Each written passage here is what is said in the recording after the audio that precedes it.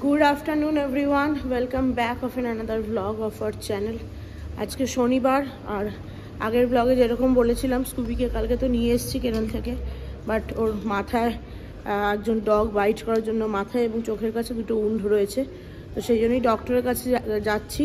সকাল সকাল আরও বেরোনোর কথা ছিল, বাট সকালে ডাক্তার একটা সার্জারি ছিল, তো ফোন করেছিলাম, ডক্টর বললো এখন নিয়ে আসছে। তো এখন অলমোস্ট 12টা 15 মতো বাজে। ইমরান আসার কথা ছিল, বাট ইমরানের ঘরে কিছু কাজ রয়েছে বলে ইমরান আসতে পারছে না, তো সেই জন্য আমরা ক্যাব বুক করেছি, মানে ওলা অটো বুক করেছি, সরি। তো অটোতে করে বেরোচ্ছি। আর হ্যাঁ, ঘন্টু ঘুমাচ্ছে। ঘন্টু কাল সারা রাত একটুকু ঘুমায়নি, প্রচণ্ড কেসে গেছে, ভীষণ শরীরটা খারাপ ওর। বেচারা সকালবেলা 9টা 9:30 নাগাদ খেয়ে দিয়ে ঘুমিয়েছে।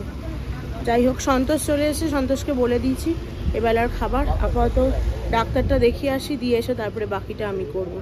খুবই বাবু দেখো, দাঁড়ো, এ দেখো কীরকম হয়েছে উনটা, দেখো এইখানে একটা, চোখের সামনে একটা, খুব খারাপ অবস্থা বেচারার। চলো স্কুবি চলো।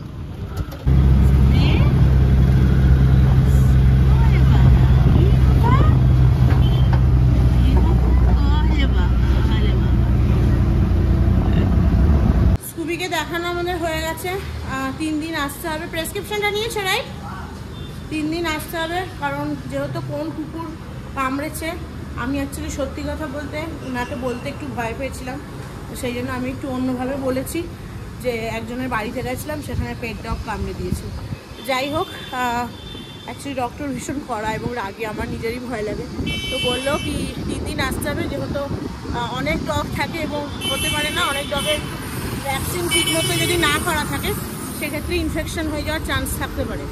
তো সেই জন্য 3 দিন আসতে হবে। পোস্ট অ্যান্টি র্যাবিস ইঞ্জেকশন দিয়েছে, আজকে একটা দিল, 5 দিনের দিন 7 দিনের দিন, মানে ডেট মেনশন করে দিয়েছে, কাল পরশু নয়, 3 দিন মোট কথা দিতে হবে।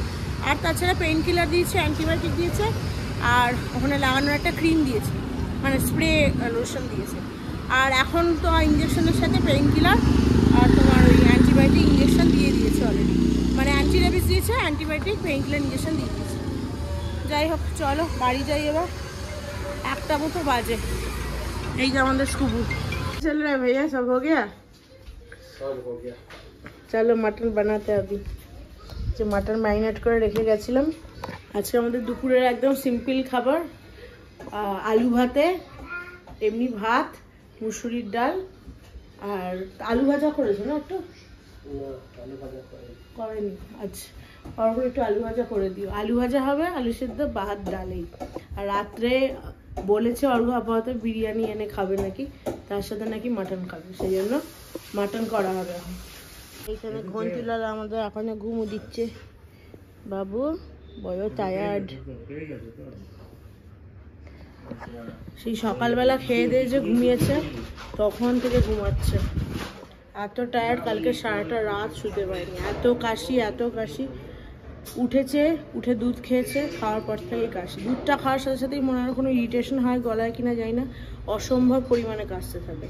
এবং সেই যে কাশি শুরু হয়, কাশতে কাশতে একটু চোখ লাগে ঘুমানোর চেষ্টা করে, কিন্তু ঘুম হয় না ওইভাবে। কাশলে কি কারো ঘুম হয়?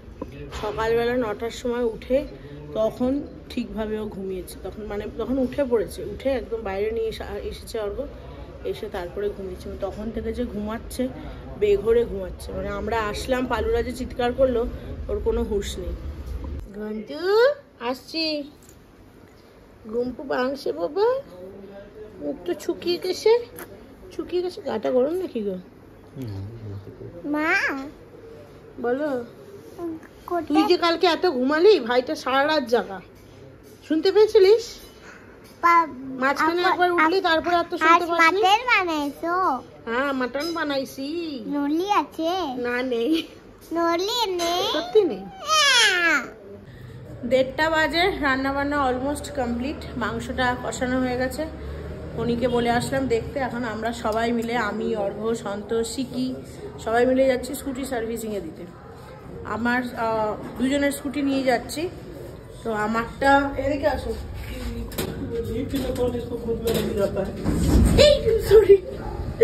আমাদেরটা সার্ভিসিং করানো হয়ে গেছে, অর্ঘরটাতে মনে হয় কিছু প্রবলেম দেখা দিয়েছে, সেই জন্য অর্ঘ আবার ওরটা নিয়ে যাবে, যেহেতু ফিরবে কি করে হেঁটে, সেই জন্য হনিকেই নিয়ে যাচ্ছিল। তারপরে বললো চলো তুমি চলো আমার সাথে, তাহলে তোমার চালানো হয়ে যাবে। তো আমি আমার স্কুটিটা নিয়ে যাচ্ছি, অর্ঘ ওরটা আসার সময় অর্ঘ চালাবে, আমি পিছনে বসে আসবো। গাড়িটা নিবি দেখ, এখান থেকে দেখ কোন গাড়িটা নিবি। ঘন্টু এটা কি এনেছি তোমার জন্য? কি এনেছি বাবা? আই দেখ পালু দিদি দাঁড়িয়েছে বল খেলবে বলে। এটা কি? জাস্ট ঘরে ঢুকলাম, 3টে বাজছে এখন 10। ঘন্টুর জন্য এই গাড়ি সার্ভিসিংয়ে যে দিতে গেছিলাম, আসার সময় ঘন্টুর জন্য এই বলটা নিয়ে এসেছি। বাবা খুশি?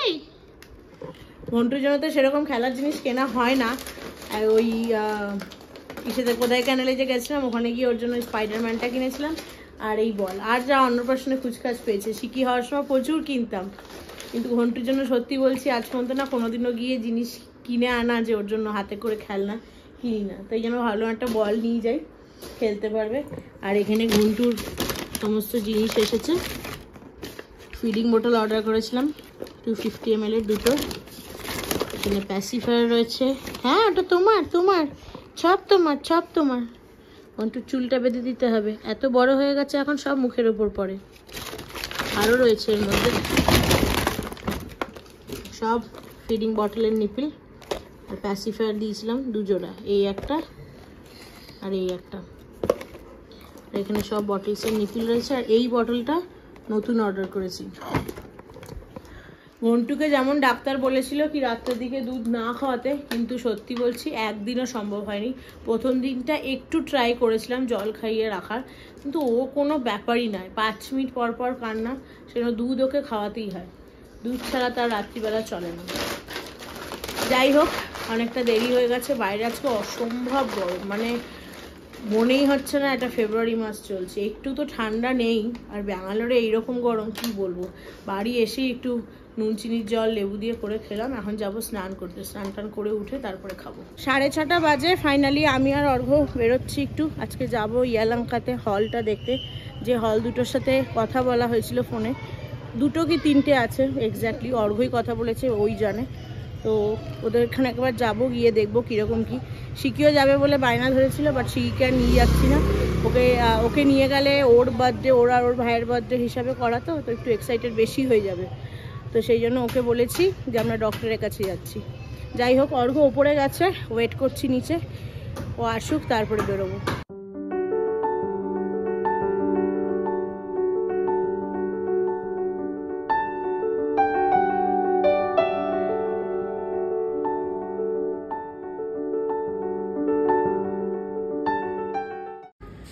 ভেন্যুতে আমরা দেখে আসলাম, ওপরে মিউজিক চলছিল বলে আমি কথা বলতে পারিনি, বেশ ভালোই বড়, ম্যাক্সিমাম 150 লোকের মতো ওখানে ব্যবস্থা রয়েছে, 150 জনের মতো। বাট আমাদের 150 জন অতজন হবে না, ম্যাক্সিমাম অন্নপ্রাশনে যেরকম হয়েছিল 100 থেকে 120, খুব বেশি হলে।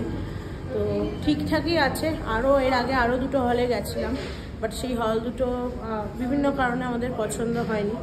তো এখন এই হলটা আমার দেখে তো পছন্দ হয়েছে, বাট অনেক জিনিস ভাবার আছে, কারণ এই হলটা অ্যাকচুয়ালি ইয়ালাঙ্কাতে। তো ইয়ালাঙ্কাটা আমাদের বাড়ির থেকে অ্যাটলিস্ট 10 থেকে 15 মিনিটের মতো লাগবে সবার। তো আগের বার ছেলের অন্নপ্রাশনটা করেছিলাম বিদ্যারায়ণপুরাতে, কিন্তু বিদ্যারায়ণপুরাটা আমার বাড়ি থেকে একদম কাছে, 5-7 মিনিট। কিন্তু ব্যাপারটা হচ্ছে ওখানে ননভেজ কোনো অপশন নেই, আগের বার ভেজ খাইছিলাম। আর আমার যারা গেস্ট তাদের মধ্যে ভেজ ননভেজ 2 রকমেরই আছে, সবাই যে পুরোপুরি বাঙালি সেরকম নয়, সাউথ ইন্ডিয়ান লোকও রয়েছে অনেক, সেই জন্য আমাকে এরমভাবে হল বুক করে এখানকার north Indian dish, south Indian dish 2 রকমই যাতে থাকে, প্লাস ভেজ আর ননভেজ, সেইভাবেই আমাকে করতে হচ্ছে। আগের বারে ছেলের অন্নপ্রাশনের সময়টা পুরোপুরি ভেজ ডিশ করেছিলাম, বাট এবারটাই ইচ্ছা রয়েছে ননভেজটাকেও ইনক্লুড করার, সেই জন্যই আমরা একটু বাইরে দেখছি। যাই হোক দেখে গেলাম, মেনুটাও ওদের কাছ থেকে নিয়ে নিচ্ছি। এখানে নর্মালি হলগুলোর কিন্তু কোনো রকম চার্জ লাগে না, হলগুলো ওরা এমনি দেয়। এখানে শুধু একটাই জিনিস কি হলের মধ্যে ফুড যেটা তোমরা নেবে যতজনেরই হোক পার প্লেট হিসাবে ওদের কাছ থেকে তোমাদের অর্ডার করতে হবে, ওরা সেটাকে দেবে। এটাই এখানে একটা কন্ডিশন থাকবে। অন্নপ্রাশনের সময় সেম ছিল। তো দেখি অরূপ এখন কথা বলছে, যিনি ম্যানেজমেন্টে রয়েছেন তিনি আজকে যেহেতু স্যাটারডে উনি নেই, উনি মানডেতে আসবেন।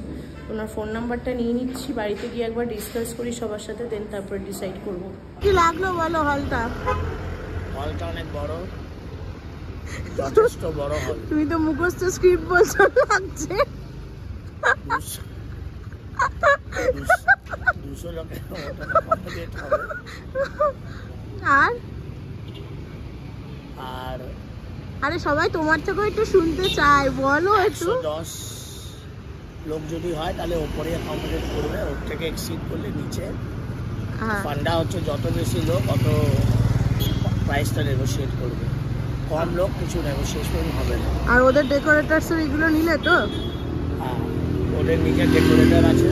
এখন দুজন থেকেই কোটেশন নিয়ে কম্পেয়ার করতে হবে, কারটা কম। ওরও ডেকোরেটর বেশ ভালো। স্যাম্পল দিয়েছে? হ্যাঁ, স্যাম্পল পাঠিয়েছি।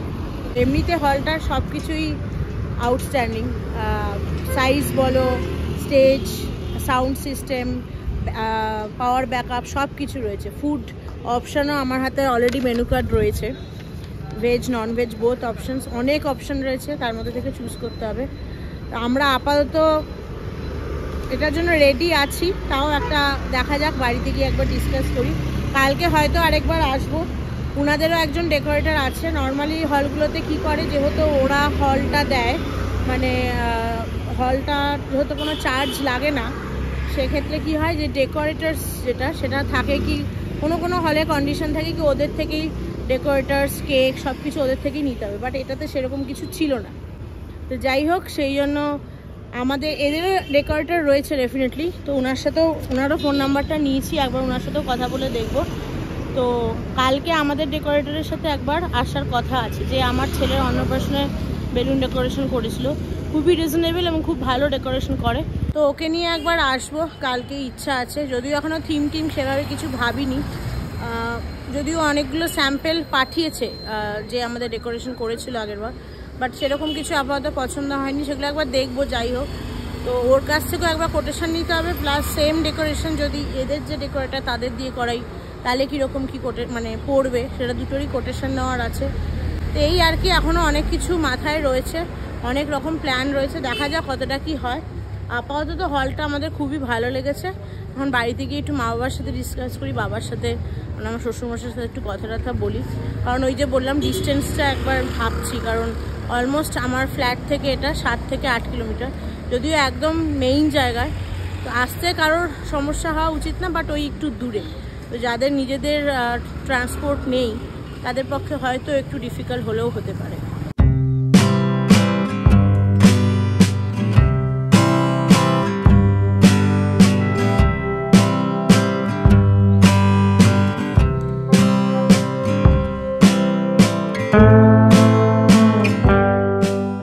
নটা বাজতে 10 হল থেকে বাড়ি এসেছিলাম, এসে একটু চাটা খেলাম, খেয়ে এখন আমরা বেরোচ্ছি সবাই মিলে, যাচ্ছি একটু শান্তনামের বাড়িতে। বলিনি শান্তনামকে যে যাচ্ছি, কালকে ফোন করেছিল, বলছিল অনেকদিন আসিস না, ভাবলাম গিয়ে একটু সারপ্রাইজ দিই। যাই না আছে কি নেই, শনিবার বাইরে কোথাও ঘুরতে যেতে পারে, দেখা যাক। আপাতত প্ল্যান এটাই হয়েছে কি শান্তনামের বাড়িতে আমরা যাব, আমরা সব ওখানে মানে আমি, শিকি, ঘন্টু থাকবো, আর হনি আর অর্ঘ মিলে যাবে হচ্ছে কামনাহালিতে বিরিয়ানি আনতে।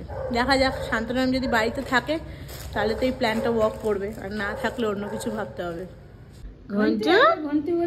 একটু ভাব করো বাবা, এত গম্ভীর কেন? একটু করো, এত কথা বলছে তোমার সাথে, চেনো না? চেনো না? একটু কথা বলো, একটু কথা বলো। আসলে মুখটা ঠিক মেলাতে পারছে না, মুখটা মেলাতে পারছে না। ঘরে সেজে গুজে যাও যে, অনেকদিন বাদে দেখলে না কি? হ্যাঁ, এই তো একটু একটু বেরোচ্ছে, একটু একটু বেরোচ্ছে। পাসওয়ার্ড দিচ্ছে না, পাসওয়ার্ডটা দাও তো। ধর ধর ধর পাসওয়ার্ডটা দে। ও দেখুন না পাসওয়ার্ড দাও। এটা দেখবে, পিছনে ফটোটা দেখছে। হ্যাঁ, এনার বাড়িতে এসছিস না রে? এটা কে এটা কে এটা কে এটা এক্ষুনি দেখলে না? হ্যাঁ, এটা ডোডো মামা। হ্যাঁ, মামুকে দেখলে না? ডোডো মামা তো। মামু হাই, ও বাবা হায়ো। হ্যালো, মামাকে হাও করে দাও। ওরে বাবা হায়ো।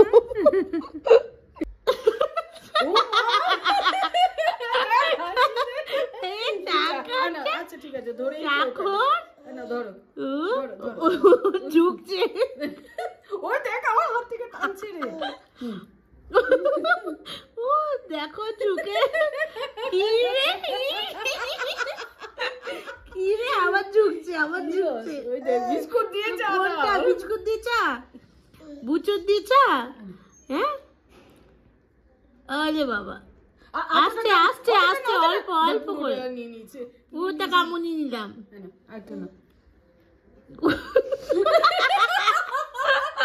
এ তোকে এক্সপ্রেশন দেখানো দে।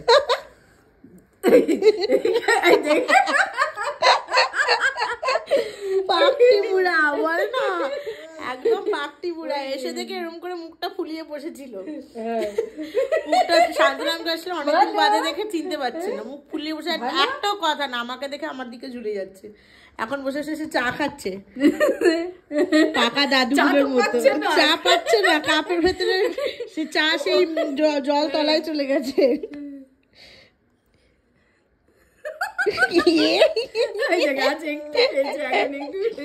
দুটো বিক্কু খেয়ে নিচ্ছে। আবার ঘন্টু বড় কাজের ছেলে। হ্যাঁ হ্যাঁ হ্যাঁ, রাখো এলিফ্যান্ট গুলোকে জায়গায় রাখো। হ্যাঁ রাখো। হ্যাঁ, তুমি তো গুড বয়। রাখো, নিচে ফেলো না, নিচে ফেলো না, জায়গায় রাখো। ওটার তলায় কিছু নেই, জায়গায় রাখো। তোমাকে নিচে রাখতে বলিনি তো। হ্যাঁ, উপরে উঠিয়ে রাখো। রাখো। যা, সব ফেলে দিল। হ্যাঁ, সব ফেলে দিলে। ঘন্টু এইখানে রাখো, এইখানে রাখো। হ্যাঁ হ্যাঁ, ওখানে রাখো। হ্যাঁ, আচ্ছা আমাকে দাও তো, আমাকে দাও, আমাকে দাও। Thank you. আরেকটা করে দাও, নেক্সট আরেকটা দাও। হ্যাঁ, ওখানে রাখো। ভেরি গুড, এই তো গুড বয়।